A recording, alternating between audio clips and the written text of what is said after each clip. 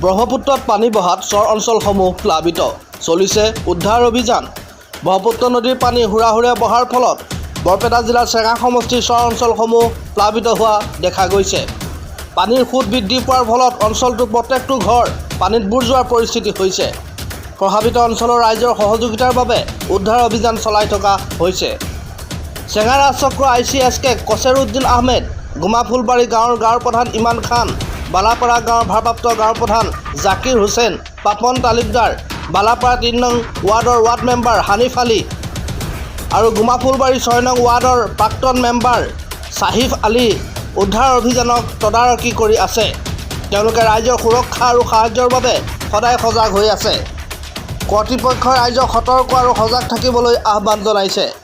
উদ্ধাৰ অভিযান চলি আছে আৰু ৰাইজক সহায়ৰ বাবে সকলো ব্যৱস্থা গ্ৰহণ কৰা হৈছে। চেঙাৰ পৰা ৰমজান খানৰ ৰিপৰ্ট, টাইমছ অসম 24।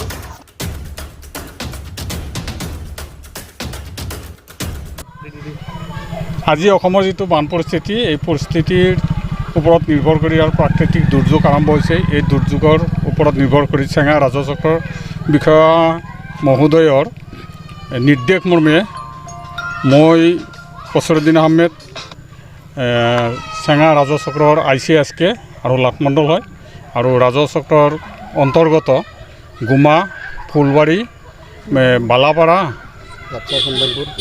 চন্দনপুৰ আৰু হেপচা এইকেইখন গাঁও মই পৰিদৰ্শন কৰোঁ আৰু তাৰে যিখিনি মানুহ